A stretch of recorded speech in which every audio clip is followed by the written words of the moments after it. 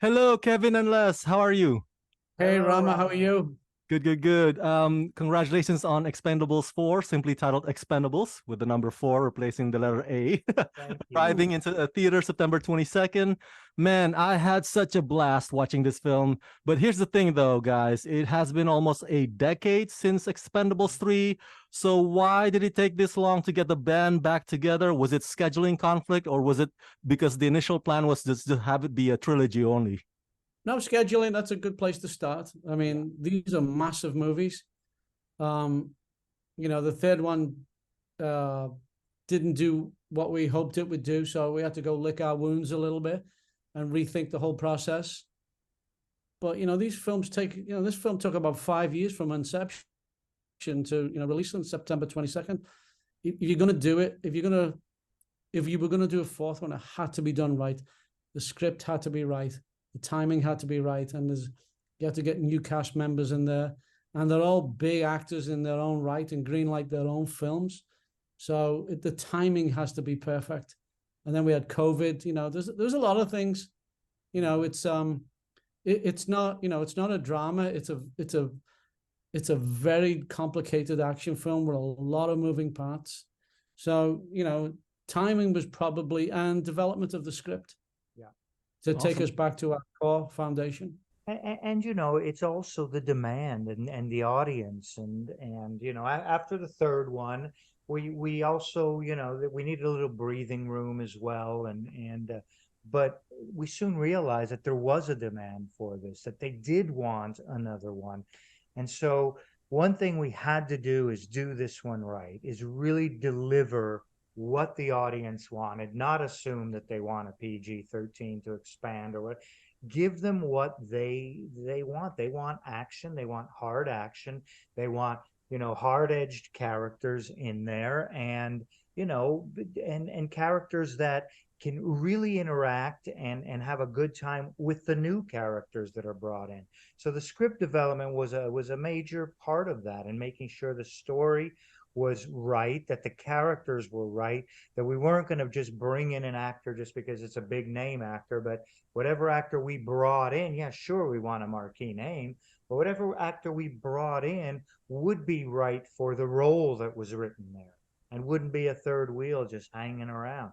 So there was a lot of, and it takes time. It takes time to get that done properly. Now, I'm Indonesian, so I'm happy that you cast my fellow Indonesian, Iko Uwais, Yes, as the villain in this movie, and he did such a smashing job as the he bad was guy here. Yep, amazing. He Yeah. was he did. amazing.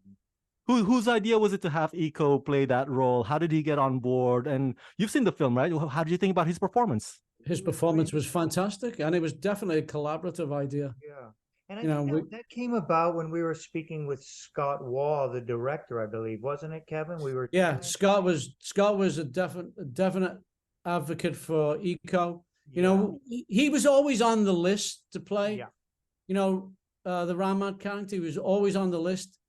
And then when we got into production, and then we kind of nailed down our times and when we were going. We reached out, and I think his agent was expecting the call because we kind of put the feelers out. But it was definitely Scott was the proponent of that, and once we got him, we were all super happy.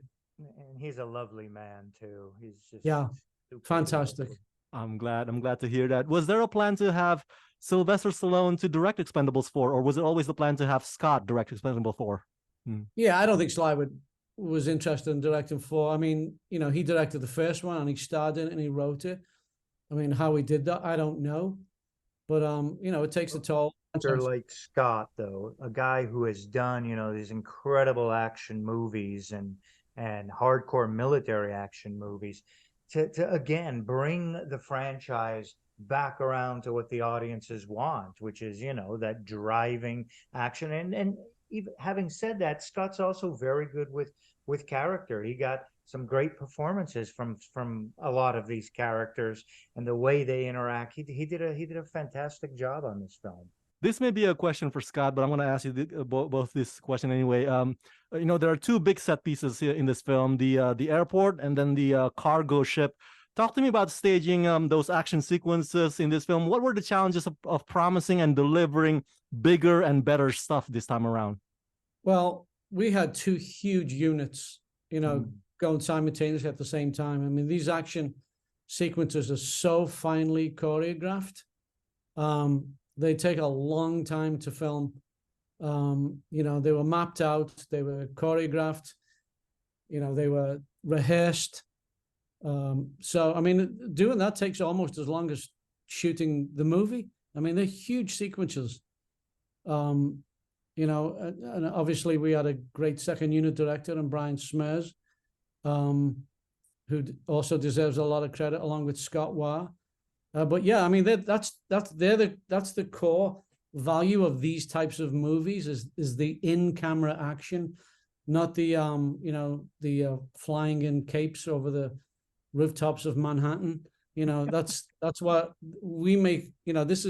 We hoped we've made an action adventure escapism movie, which has real fighting in camera, real explosions, and used as little as CGI as we could. Obviously, there's some things we couldn't, but obviously it's a throwback to what the first and second one was.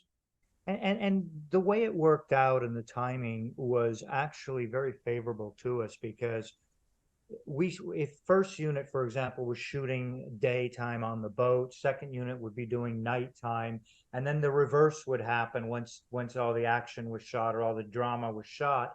So it was, I mean, for Kevin and I, it was a bit of a nightmare because it's a 24/7 thing, but it worked out very well because the second unit director and the first unit director were basically on the same location and were able to communicate very well about what needed to be done, what needed to be picked up. And that made the action so much more, fluent and connected. And it really worked to our advantage. So the million dollar question remains, is there going to be Expendables 5, and which actors out there are on your wish list to join in the Expendables? Let's open this first. You can't think that far ahead. No, the fans really love this, and look, we would love to do another one, but it's not up to me and Kevin. I mean, we'll do it. All we can do is deliver the best possible film we can for them, and then they can make their decision. Awesome. And alas, I can't let you go without asking you this question. Otherwise, my fans will be angry at me.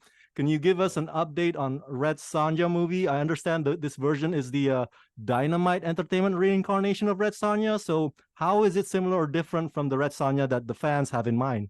It's a very gritty Red Sonja. It's not, a big kind of Marvel type Red Sonja at all.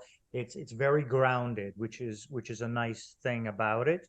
And we're editing. We're deep into the editing portion of it right now, so it should be ready soon. Awesome. Expendables 4 arriving in theater September 22nd. Kevin and Les, thank you for talking to me, and congratulations. Thank you, Rama.